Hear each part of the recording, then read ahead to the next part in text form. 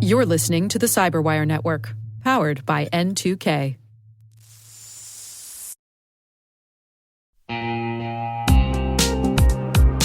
At Thales, they know cybersecurity can be tough and you can't protect everything. But with Thales, you can secure what matters most. With Thales's industry-leading platforms, you can protect critical applications, data, and identities, anywhere and at scale with the highest ROI. That's why the most trusted brands and largest banks, retailers, and healthcare companies in the world rely on Thales to protect what matters most: applications, data, and identity. That's Thales. Thales. Learn more at thalesgroup.com/cyber.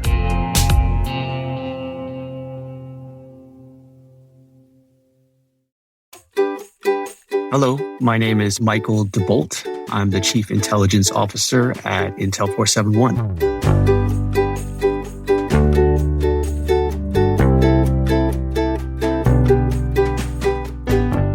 It's funny, and I'm not sure how many people know this about me, but they're going to know now.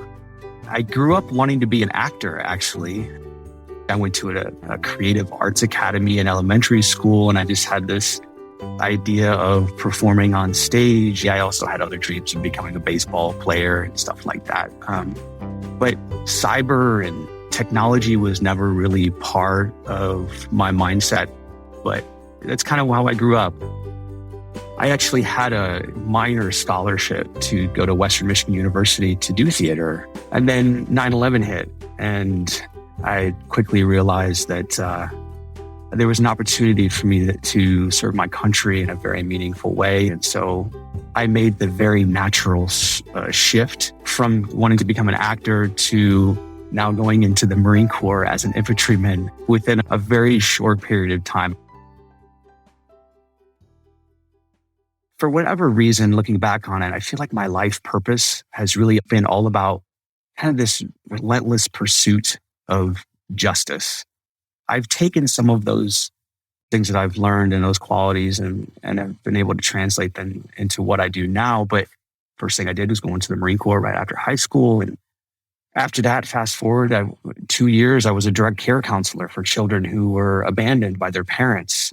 Fast forward when I got out of the Marine Corps, I remember one day I was driving down the highway and I saw this billboard for Ferris State University, and they were advertising for a brand new degree called Information Security and Intelligence. It was a perfect combination of technology, security, and law enforcement.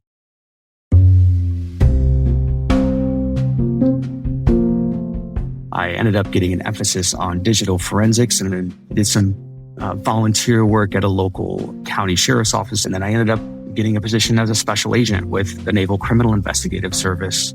I spent 8 years as a special agent with NCIS, working predominantly cyber espionage and cybercrime cases. I was actually the first one to stand up an undercover operation targeting cyber criminals who were targeting the Department of Defense. So a lot of effort and emphasis had been focused on tracking espionage actors. How are they stealing our secrets, the Russians and the Chinese? I realized there was a gap and no one was really looking at the cyber crime threat against the Department of Defense.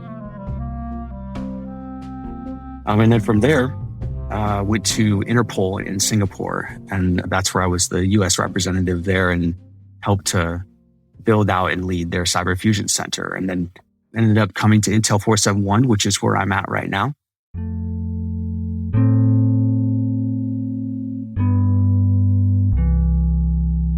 So my philosophy as a leader is actually very simple. It's all about being a servant leader for me. I'm far from perfect in my pursuit of this, but it's really centered around genuine humility. Maybe I don't know the answer, or I don't have the best solution. And that can be hard sometimes because you want to project this image of kind of having it all together, right? You want to instill trust in your team, because when your people see that you're willing to admit you don't have it all together as a leader, and that you're genuinely relying on them as individuals and also as a collective team, that they're more willing to step out of their comfort zone. I feel like whenever I've fallen in the past, and made some serious mistakes is when I've tried to take it all on myself and tried to kind of unilaterally make a decision. Of course, being an executive, you have to make some tough decisions, but that doesn't mean that you don't ask for input from your team and take a pause and just say, hang on a minute.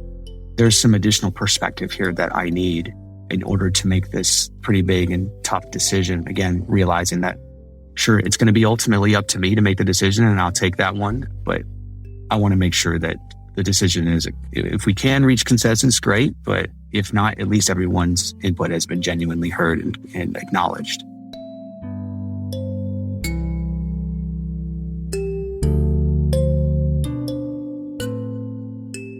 I want to wake up every single day and do compelling work and have as much scale and impact as I possibly can with my two hands.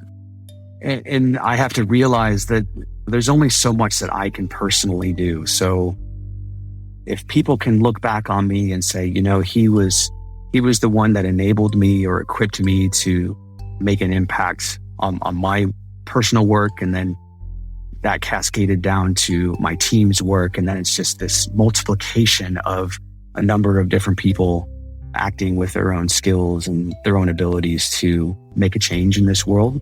Then if I can be that force multiplier and help with that, that would be a great result for me.